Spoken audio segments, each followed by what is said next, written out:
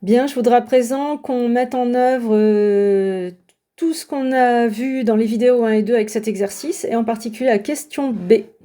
Je vais juste corriger A et B, et surtout B, qui m'intéresse. Alors voici la fonction. Donc vous voyez qu'il y a un problème de définition de cette formule en 0, mais on a prolongé. La question c'est, est-ce que c'est un prolongement par continuité? Alors, sur 0,1 ouvert en 0, pas de problème, hein. Sin 1 sur t, c'est bon, c'est défini, c'est la composée de fonction continue, à savoir 1 sur t avec sin. Donc sur 0,1 ouvert en 0, ok. Donc toute la question, c'est est-ce que c'est continu en 0? Mais voilà, quand vous faites tendre t vers 0+, votre 1 sur t tend vers l'infini, et votre sinus, votre fonction sinus en l'infini, elle n'a pas de limite. Donc, on ne peut pas avoir la limite de f de t quand t tend vers 0 égale f de 0, ça veut dire que ce n'est pas continu en 0. Et en effet, je vous ai mis le graphe de sin 1 sur t, ben vous voyez, ça oscille à mort, on dirait un rectangle en fait, autour de 0. Voilà. Et donc il est impossible, ça ne cesse d'osciller, c'est incontrôlable. On n'a pas, quand t s'approche de 0, tous les f de t qui vont gentiment vers 0. Non. Quand t s'approche de 0, ça fait ça, sans cesse.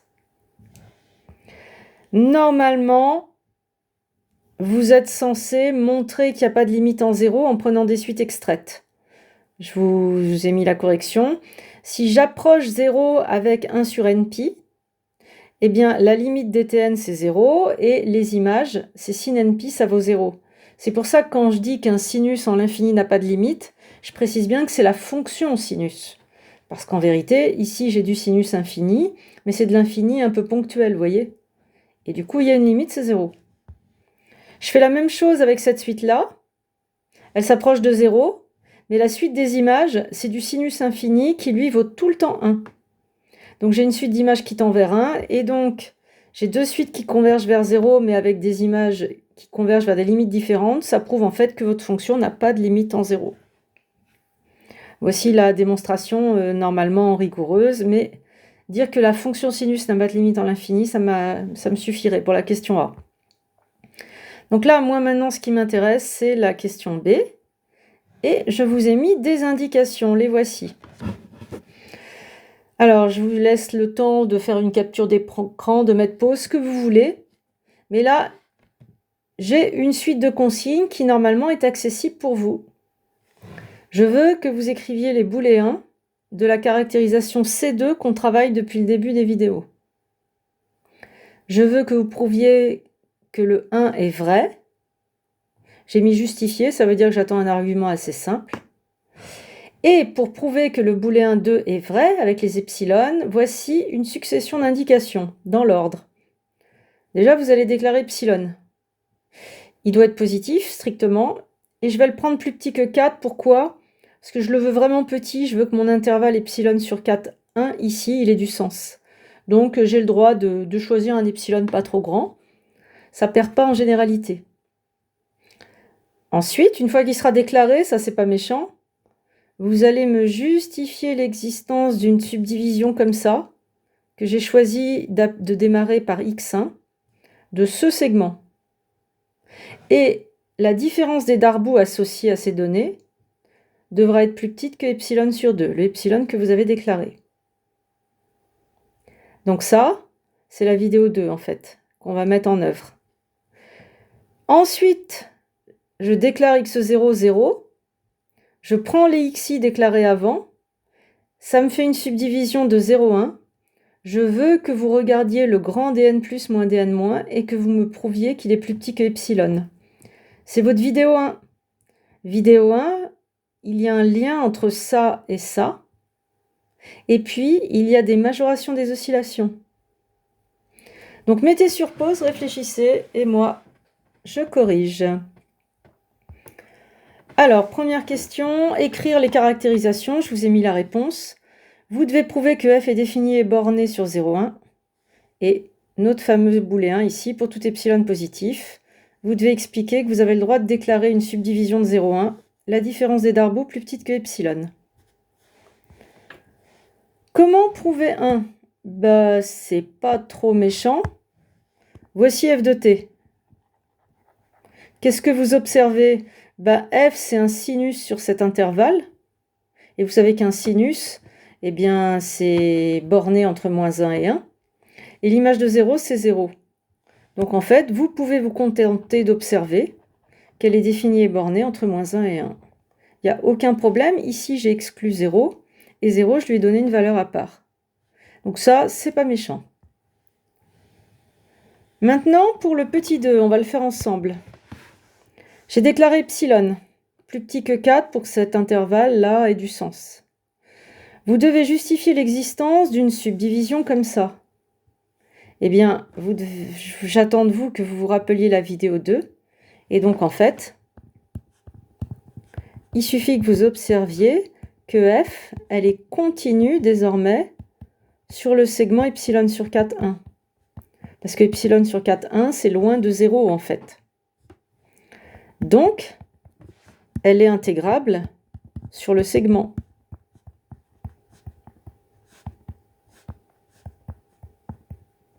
Epsilon sur 4, 1. Donc, le booléen petit 2c2 de sa caractérisation, il est vrai sur cet intervalle. Donc, on sait que le booléen, et je change de lettre parce que epsilon, je l'ai figé. Pour tout epsilon prime strictement positif, il existe une subdivision x1, xn, j'anticipe ce que je veux produire, subdivision de epsilon sur 4, 1, tel que le dn plus moins dn moins associé est plus petit que epsilon prime. Est vrai. Voilà, ce booléen est vrai là.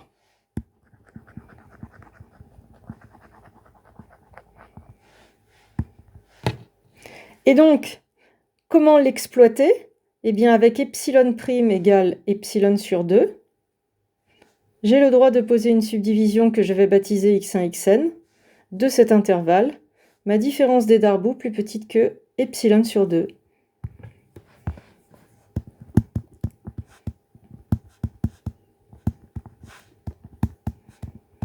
Je prouve donc que j'ai le droit de déclarer x1, xn subdivision de epsilon sur 4, 1, telle que ma différence de Darboux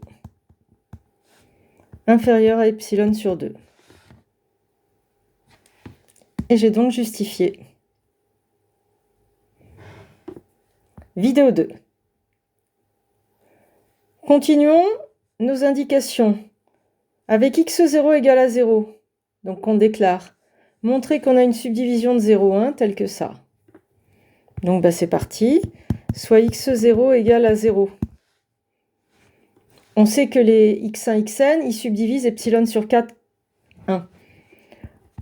Donc ça, c'est évident. On a donc x0, x1, xn, subdivision de 0,1. J'écris mes Darboux associés. On a le dn plus moins dn moins. Votre Darboux, c'est la somme de i égale 1 à n, des xi moins 1, oscillation de f sur le petit segment xi moins 1, xi.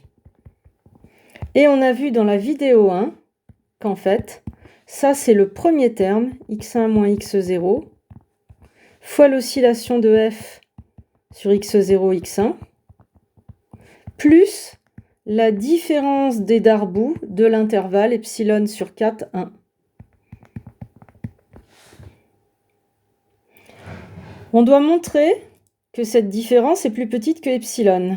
Alors, ça, ce premier morceau de mon dn plus moins dn moins, ici,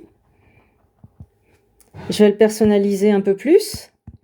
x1, c'est epsilon sur 4. Et x0, c'est le nombre 0. Donc ça, c'est epsilon sur 4 fois l'oscillation de f sur le petit segment 0 epsilon sur 4. Et ça, c'est mon dn plus moins dn moins de tout à l'heure. Donc là, j'ai personnalisé parce que je connais x1 et x0. Et maintenant, qu'est-ce que je peux dire? Le dn plus moins dn moins noir, en fait, vous le maîtrisez déjà. Vous aviez déclaré vos xi pour que cette différence soit plus petite que epsilon sur 2.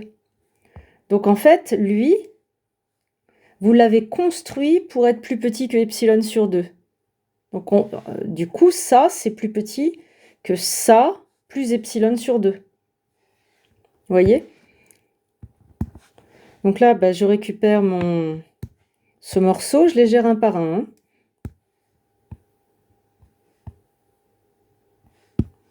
Voilà. Lui, pour l'instant, je ne l'examine pas. J'ai examiné noir. Et là, j'ai mon epsilon sur 2. Puisque vous aviez déclaré vos xi pour ça. Et maintenant là, vous voyez qu'il vous reste l'oscillation de f sur ce petit segment à gérer. Mais dans la vidéo 1, je vous ai donné une combine. Or, l'oscillation de f sur tout 0,1, c'est inférieur à sup f moins ff. C'est sup f moins ff. C'est sup f sur 0,1 moins ff. Et ça, on sait que c'est 2. On sait que le sup, c'est inférieur ou égal à... On peut mettre inférieur ou égal à 2 par précaution, parce que l'inv d'un sinus, c'est plus grand que moins 1, selon le segment où on est, et le sup aussi. Donc, toutes les oscillations, donc l'oscillation de f sur 0 epsilon sur 4, elle est inférieure ou égale à 2 aussi. Donc là, je répète, car sin est borné entre moins 1 et 1.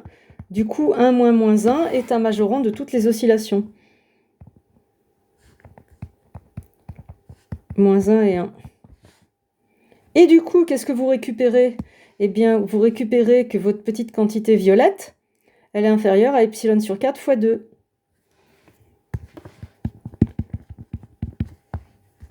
Donc ce epsilon sur 4, oscillation de f sur ce petit segment, il est inférieur à epsilon sur 4 fois 2.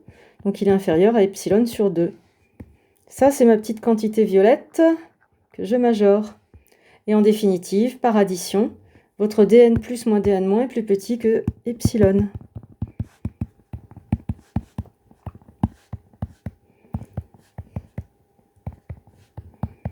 Voilà. Conclusion, j'ai figé epsilon positive, j'ai fait un découpage malin, et j'ai montré qu'il y avait une subdivision de 0,1 telle que le dn plus moins dn moins associé est plus petit que epsilon. J'ai donc prouvé que le booléen petit 2 de la caractérisation C2 est vrai. Et donc, en conclusion, f est intégrable sur le segment 0,1. Et donc, voici l'exemple d'une fonction pas continue et pourtant intégrable sur 0,1. Voilà. À bientôt pour d'autres corrections.